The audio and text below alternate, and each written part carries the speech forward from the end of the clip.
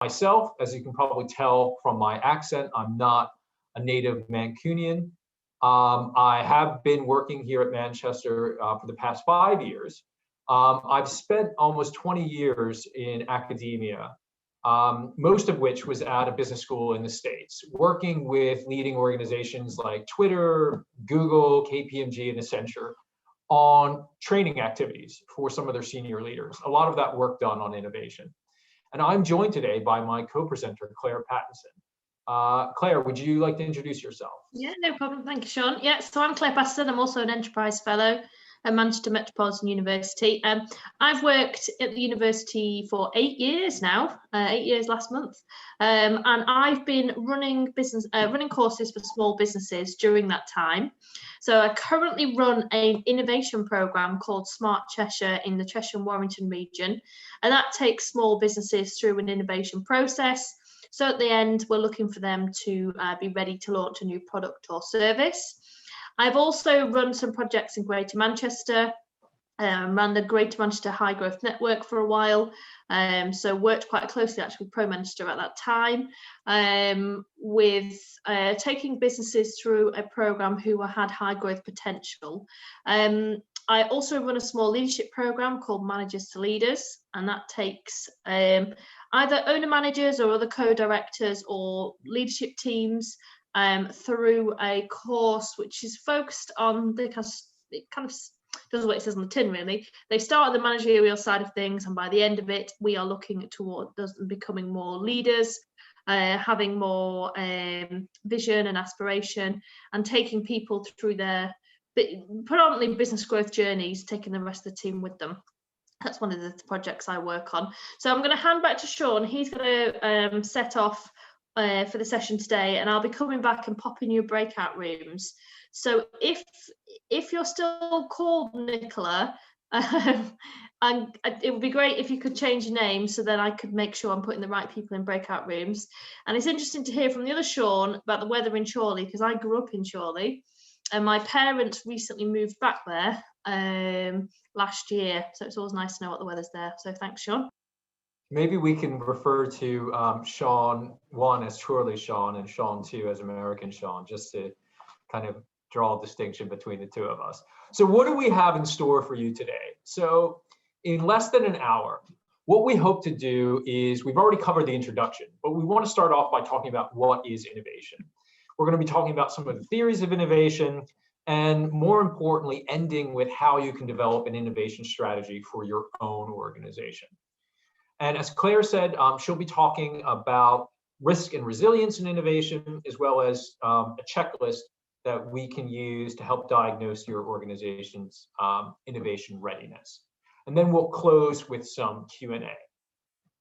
So we've already covered the introduction, so I am just going to breeze through this material. But I want to open really with a thought experiment. So what I want you to do is just play along with me. And imagine that you go back in time to Victorian England, and you are sitting listening to a lecture at the Manchester Mechanics Institute, which is the forerunner to Manchester Metropolitan University. And you're listening to someone discussing the commercial opportunities of electricity. So this is over 100 years ago. Electricity is just becoming kind of a commercially viable technology. So knowing what you know now, imagine you're transported in time to that room. How would you explain developing a new innovation using electricity to your fellow business people in the room? Again, you know what the future holds. You know how electricity has revolutionized industry, products, services, transport, the home, society, and life in general. So how would you go about helping those in the room to develop new products and services using electricity? What do you think? Let's have a conversation. Where would you start? Anyone? So you're there, you're listening to. Comments in the chat, Sean. Oh, sorry, I can't see the chat. Would someone mind? Yeah, I'm sorry, I was just coming off now. So Peter says energy down the line, and Leon says magic. Energy down the line, magic.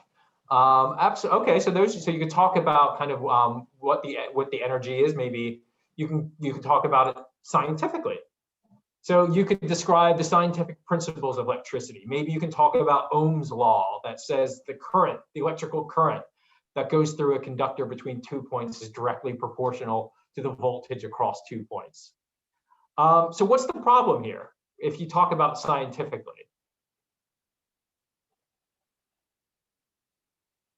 So in my mind, if you talk about the scientific kind of promise of electricity, it doesn't necessarily kind of lead to commercially viable applications, does it? So often when I ask this question to groups throughout the world, they'll also say, well, we can talk about some of the technical aspects of electricity. So what are some of the pros and cons of kind of explaining the technical sides of electricity? So by technical, I mean the application of maybe the basic science. So here I have a graphic of one of Nikola Tesla's experiments. So what's the problem with taking a technical approach? Well, in my mind, it really doesn't get us any closer to a commercially viable application of the science. So often people will say, well, we can talk about products. So we can talk about the light bulb. So here's different early light bulbs, which I think is a very intuitive way. People can suddenly understand, okay, well, here's how we can take a scientific development like electricity and make a product out of it. But what this approach, talking of taking a product-based approach, really doesn't tell us is, how can we make it commercially successful? How do we generate innovative ideas? So oftentimes people will be like, okay, well, perhaps we can talk about some processes to support innovation. So here's a picture of Edison's idea factory at Menlo Park. And he brought together leading scientists, gave them all of the material and workspace that they would need in order to develop new products and services. But there's a difficulty here as well. So the difficulty for me, especially when I talk to small businesses, is how can small businesses recreate the centralized R&D functions of big organizations like Edison in the 19th century, or Bell Labs in the 20th century, or the Googles of the 21st century? Because oftentimes they don't have those sort of resources.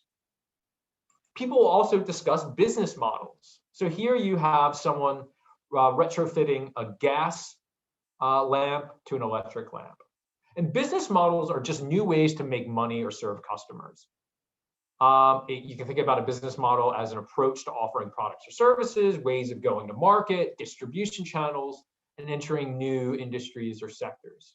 So when it comes to electricity, early on, the maintenance of electricity lines, the repair, the laying of the wires, those were all different business models that organizations took. But another way we can think about innovation and how to approach innovation is taking what we now call a customer-centric approach. And I love this quote.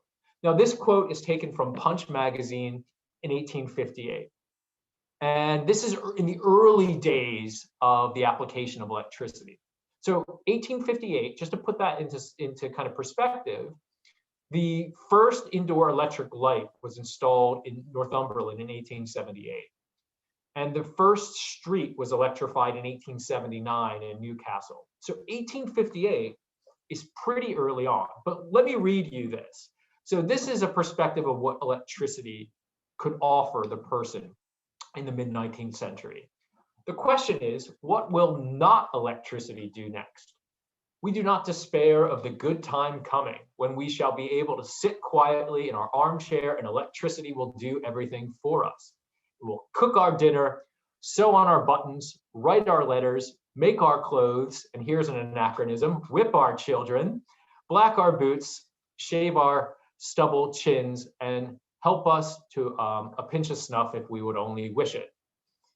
So, but there's one thing we're afraid that it will never do, and that is help us to pay our income tax.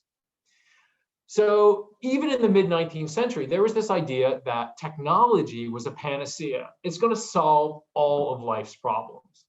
And if you listen closely, you'll hear echoes of this today with artificial intelligence. Now, I manage something called the Greater Manchester AI Foundry, where we're working with local businesses to develop new products and services using artificial intelligence. And oftentimes when businesses come to us, they come to it with this same idea, that it's going to solve all of these problems.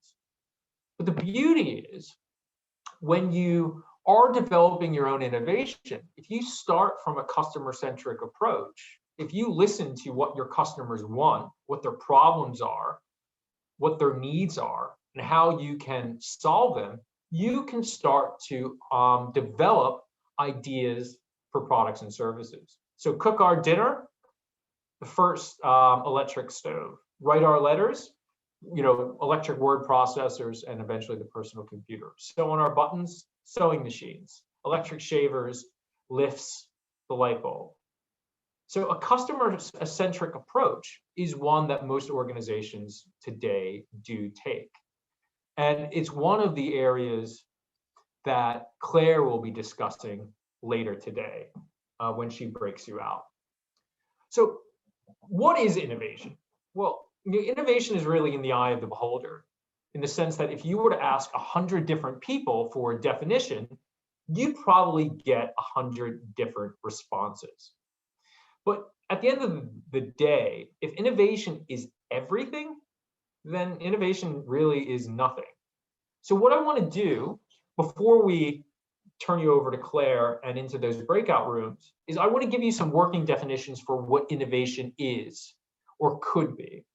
And then I want to end by talking about a simple strategy that you can use to start to narrow in your focus on what sort of innovation techniques or avenues you'd like to pursue. So one of the more famous definitions of innovation comes from this man, Joseph Schumpeter. And this is the notion of creative destruction. So just let me read you this brief quote. So creative destruction is the process of industrial mutation that incessantly revolutionizes the economic structure from within, incessantly destroying the old one, incessantly creating a new one. So Schumpeter was originally from Austria, and he served briefly as the Minister of Finance in Austria right after the First World War. He eventually relocated to the States and spent the rest of his life at Harvard. But his idea of creative destruction that he articulated in 1940 still holds currency today. And it's become very popular, especially in the era of digital revolution. Basically, the premise is it's the deliberate dismantling of established processes in order to make way for improved methods of production or doing business. Now, it's one of the more famous examples is Amazon and its impact on the high street. So it's creative in the sense that Amazon has revolutionized how people shop. And this was true even before COVID, when we were all stuck indoors and didn't have any other option except ordering from Amazon. So very creative, but in the sense it's also destructive. It's destructive to incumbent businesses. So think about high street businesses, the people that they employ, their supply chains that are all being disrupted. And disrupted is a polite word for being destroyed.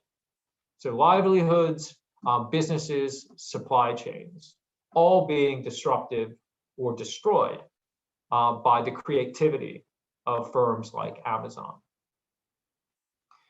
Now, another kind of key theory of innovation that I want to discuss, and it's probably a term that you've also heard as well, is this notion of disruptive innovation.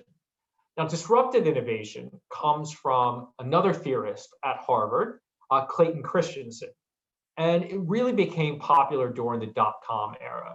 And it describes a process where a smaller company with fewer resources is able to successfully challenge an established incumbent business.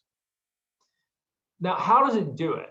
Well, creative destruction, disruptive innovation is often a misnomer, but according to Clayton Christensen, what we can do is we can think about it according to a few different dimensions. So just bear with me while I bring up my pen. On the y-axis, we have product performance. On the x-axis, we have time. So what a new entrant does is they enter at the lower end of product performance, where often incumbent businesses neglect. They neglect because they like to serve the high end of the market, which is more profitable. So a new entrant enters at the low end of the market, the least profitable segment, and they slowly make their way up. And when they make their way up, they start to displace the incumbent businesses. So some of the archetypal scenarios inherent in disruptive innovation, think Netflix disrupting Blockbuster 15 years ago. So another example is think in supermarkets. Think the low cost Aldi's and Lidl's entering at the lower end of the segment and eventually displacing the incumbent, like Morrison's or Sainsbury's. Now, that is disruptive innovation, but there's other ways that we can conceptualize innovation. And I like this graphic from Doblin, which is a Deloitte company, because it's inclusive. It includes basically every sort of innovation that you can think of. It's almost like a menu for innovation.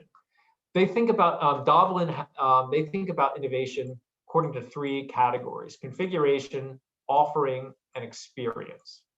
And in the configuration category, you can have profit model innovation. So that's the way you make money. You can have structure innovation, the alignment of your talent or your assets, process innovation. So, better methods for doing work or your business. You can innovate your offering. So that's products, services, or product systems, or you can innovate the experience. So how you go to market, how you engage with customers, the level of service that you provide, or your brand as well. So those are 10 other ways that you can think about innovation. Now, if you look at the way the government explains innovation, I think the government has a very simple definition, not so much a theory, but definition for what innovation is. So the government defines innovation as the successful exploitation of new ideas, which might involve products and services, processes like exploiting new technologies like CRM, to take a very simple example, or business models. So new sources of income or better integrated supply chains. Think about that example of changing the gas lamppost to electricity that I gave earlier. So these are all kind of well and good. Different theories of innovation, different definitions of innovation, but what they don't do is help us to kind of deploy an innovation strategy within our own organization. So how can you develop a strategy that can be implemented? Well, I like this one framework, and this framework comes from a study that was published in Harvard Business Review 9 years ago. And it's this notion of the innovation ambition matrix. So this is actually a riff off of an old theory, Ansoff's matrix, from the 1950s. And the Ansoff matrix, it has 4 quadrants, which basically says organizations can pursue only 4 different market strategies. So what they've done is they have reconfigured this, where you can either innovate at your core, so where you can optimize existing products or existing customers. You can innovate at adjacent markets, so expanding from existing businesses to new to the company businesses, or you can innovate transformationally, so develop new breakthroughs and inventing things in markets that don't exist yet. So when they conducted this study, they found that for most companies, the 70-20-10 breakdown is a good starting point for discussion. So locate 70% of your innovation activities at your core business, 20% in adjacencies, and 10% in kind of the moonshoot transformational. Now, when they looked at the profitability figures, what they found was actually the inverse. So what strategies are the most profitable? Well, when we look at innovation, most of the innovation activities in the transformational category have a higher return than innovations at the core. But in the interest of time, I won't go into details here, but I will say that different organizations have different goals and oftentimes different innovation portfolios. So they have different allocations according to the core, the adjacencies, or the transformational organizations. So a pharma company might actually invest more money in adjacencies and transformational innovations, because at the end of the day, what they're looking for is new drug discovery. Whereas a distribution or logistics firm, they might indeed invest more in innovation in their core. So developing a new inventory management system, but less in adjacencies and the transformational innovations. So when it comes to you and your organization, and you're thinking about where to get started, think about it according to where you can innovate in your core business, where you can innovate in adjacencies, where you can innovate in the more transformational activities. And with that, I'll turn it over to Claire, who's going to talk about some more practical tips for innovation. Thank you, Sean. Thank you. I just popped a message in the chat there. I'm going to be putting you into two breakout rooms shortly. And it would be really great if people were ready to put their cameras and mics on, because you'll get a lot from the conversations in the breakout rooms. So when I've worked with businesses and we take them, I run an innovation program where we take them through an innovation process. We're looking at where the business, what the starting point is for the business. Where are they at the moment? Before even thinking about where they want to get to, because they'll come along and think, okay, right, I've got a potential idea, I'm thinking about innovation, but actually they're not sure whether they're ready, and they're not sure if their idea has got legs. So the first thing that we want to talk to businesses about is some work we've done over the past 12 months, actually, in light of the pandemic, is profiling businesses to try and find out what your experience of the past 12 months have been. And we've seen a variety of different scenarios with companies. So from companies who've had maybe a quiet time this past 12 months and have been busy planning, thinking about what they're going to do next. We've worked with quite a lot of companies as well who've had to innovate during the past 12 months.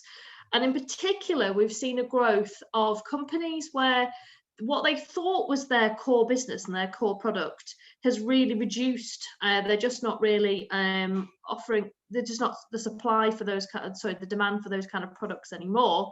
But actually, they've seen a massive growth in another area. And I've seen that several times with businesses recently.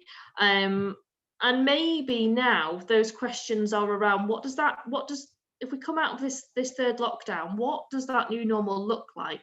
What will sustainability look like for you, particularly if you've grown massively in one area and you've had to skill up and resource in one particular area, but you've left what you thought was your core business is not operating the same way. So for me, in that kind of scenario, it's, oh, sorry, I don't know if you heard lots of things crashing in the room next door. Yeah, look, people thinking about what sustainability of this is, because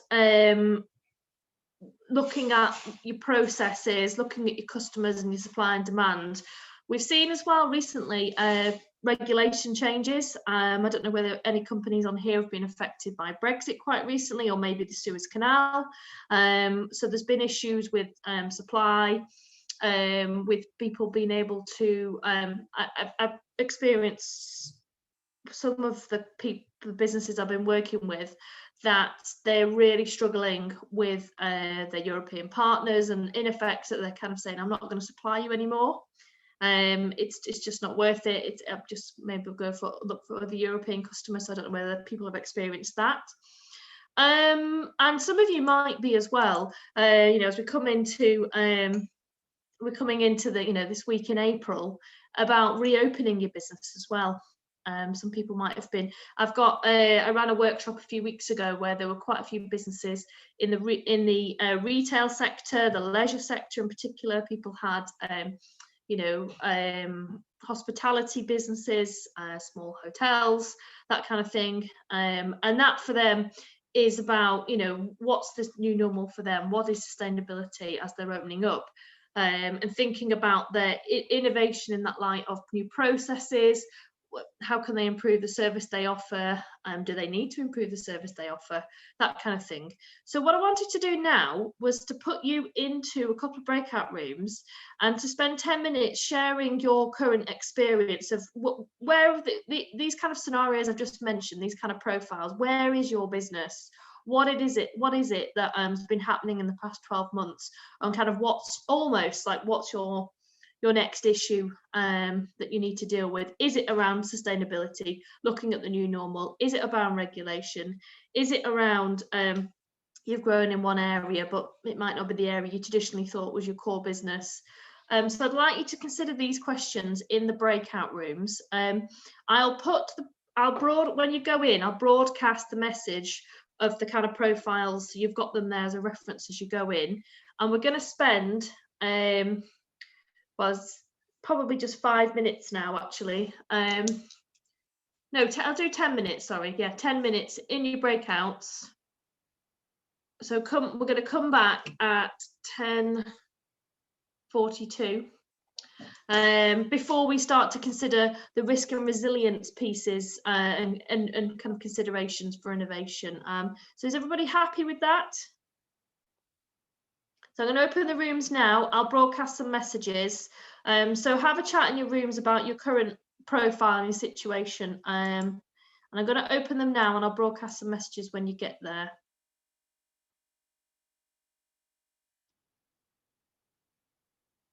Room one, we had, I think it was mainly Daniel and Leon chatting. So I just kind of wanted to get a feel, what's the main experience people were sharing in room one? One of you want to talk? Can we come off mute? Is that right? Yeah, of course you can. Yeah, let us know. What kind of things are you saying, Daniel? So me and Leon and Hannah's were talking in the room one, and personally I was saying about the business that we run. So we do branding, and we're trying to differentiate ourselves in terms of our process and kind of the way we communicate to clients. And we kind of went on the basis that we're trying to do it as though like a no bullshit approach. It's like we're called no ramble because I feel like some of our competitors are quite fluffy around things. So we're trying to innovate in that sense of the way we kind of the experience side of things. When you had that chart, you had the experience on the end with the orange slab. We're trying to innovate in that area. Cool. So great. Yeah, that's great. What about the other people in your room? Leon, yeah, I've just unmuted as well. Yeah, so I was picking Daniel and Hannah's brain, to be honest with you. So I was asking them lots of questions. That's good. Hannah's was telling us stuff, the work that he does with Magento and Zero and stuff like that, which was fascinating. Yeah, brilliant. Okay, thank you. So room two was Paul, Peter, Ralph, Mustafa, and Zen. Is it Zen, Leon? What did you guys kind of say in the second room? Paul, you coming off mute, or Peter maybe? Well, I'll tell you my bit. We talked about a variety of different things, but in the common theme, it was about adapting, to the new environment.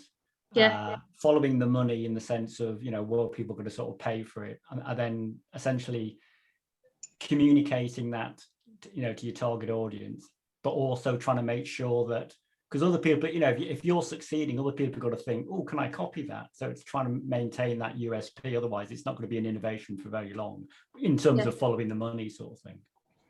Yeah. Okay, thank you. Paul, did you want to add to that? Yeah, I was just saying that as a hotelier, we opened last year in terms of our offer. I look after Hotel Brooklyn, which is just saying it's quite a trendy hotel, but it's also the most accessible hotel in Europe, I suppose. There's 18 rooms that allow for people with disabilities in them on a major level. It was designed in, so it's innovation at the design stage. Yeah. But it's a really big demographic, and then I think Peter added that, you know, things are about getting ahead of the game. Yeah. And we're certainly ahead of the game. We've just got to turn the volume up with regard to that aspect of what we do, because it's a big demographic. We're only getting older as humankind, and more liable to have disabilities. So I think it's more about this is what the future of hotels is going to look like in terms of the offer. You know what I mean? Yeah. That could be a bit about your segmentation of your customers as well, and thinking about the business model and the approaches to different groups of customers within that. Because I guess you're talking a lot of people with a lot of different reasons and a different, different purchasing desires as to why they'd come along, and what it is you can offer all those different sectors within who might visit your hotel. Yeah, must be nice to be reopened though. Did you have guests last night? No, we can't open now because we haven't got any outside spaces. I see. Yes, because you're a hotel, not self-catering. Yeah, sorry. Yeah. So we're going to try for the 4th time to open a hotel in year 1. Brilliant. I'd love to hear how that goes. Great. Nice. Okay. Well, I'm going to. Sean, would you mind resharing the slides? We're going to go back into breakout rooms again for a quick 10 minutes. And now we know kind of what people's experience are, where you think you've got to, what areas you might have grown in, what might have changed in the past 12 months. These are the questions we kind of pose with the businesses. And I do this as like this is kind of a condensed 2-day workshop in 10 minutes. But it's really posing some questions around kind of what it is you're offering, why you're doing it. Have you been able to stay true to core purpose, particularly if you've had to diversify and pivot during the past 12 months and do something that maybe wasn't your core business to start with? And also thinking about, when did you last do something new? People were talking about innovation in what you'd been doing in the past 12 months, but for some people, they might not have done anything different for quite a long time. And I wonder whether the past 12 months has accelerated this. Have you had to, as you hadn't been forced, have you had to digitize more, that you might not have, there's been some more digital innovation that you might not have thought about previously? Have you introduced new products and processes during the past 12 months? And have you had to stop doing any things? And I know I've seen that several times. We had a big light bulb moment with the company the week before last on my Smart Cheshire programme of stopping doing things. And basically a company that would take any business, quote any business, because that's how you start off, isn't it? You don't want to turn things away, but realise this was just draining all their time and resources, and their profits on each job was too small. So it's really about thinking about, if you've had to, had that discussion, are things profitable for you? Are they bringing you enough return? So these are the questions. I'll pop them in the broadcast to the rooms, but I'm going to reopen the rooms now, and I'd like to have a chat about those questions, and I'll message you again when we're going to close. So I've just opened the rooms now, because I know we are coming to the end of our time together. Were there any from room 1, any kind of key points that came from there? Have people developed new products and processes? Have you stopped doing anything? Has it changed your core purpose? Haynes? Yeah, our customers have definitely changed the way that they do stuff. They've stopped doing a lot of interaction physically, obviously, because of lockdown. They've moved more towards automation. They've taken that on a lot more. So yeah, that's been a definite thing like that. We've always been working remotely. So the only thing we've done is looked at products that can help us to actually optimize and then automate. As I was saying to Daniel and Leon earlier, a big lesson I learned from last year to this year is not to outsource before you've optimized and automated, because you can't hand over something to somebody and actually outsource it if you don't understand how to optimize it or automate. It's only when you can't automate it that we now outsource, because you spend so much time on teaching people how to do something. Yeah. Might as well automate it. You know? Yeah. Great, thank you. Thank you. Room 2. So we'll start from Paul, Peter, Ralph. Is there anyone? You know, I think we sort of covered all the questions. You know, we've the only thing we haven't done is we've maintained our why, our values, our our purpose to our customers. But I think everything else has sort of changed, and it depends on obviously each different industry. I mean, from my perspective, because I write, it's about because I write it, it's about there's so much more noise on social media, so it's just trying to be more distinctive. Yeah. Thank you. Well, we're gonna have to leave it there for today. I could talk to you about all this for probably a good another hour, because this is what I really enjoy. It's been really great for your participation and to get your feelings of what your experience have been and where you're at. If you are thinking, right, I do feel that we need to make some changes, I am thinking about innovation now, please continue the conversation with us. We have lots of programs that we offer at the Centre for Enterprise for small businesses. So I run Innovation One in Cheshire and Warrington, and we have a whole suite of innovation projects in Greater Manchester as well. And Sean runs one of those. So please continue the conversation with us. I'll put my email in the chat and my Twitter handle as well, because we would love to talk to you further, and hopefully we'll have a programme that will be able to help you. I'll hand back to Sean, or Sean Brophy for final comments, and then Sean. Thank you, Claire. There is Claire and my email address, as well as our Twitter handles, if you would like to stay in touch with us, but I will pass it back to Chorley Sean.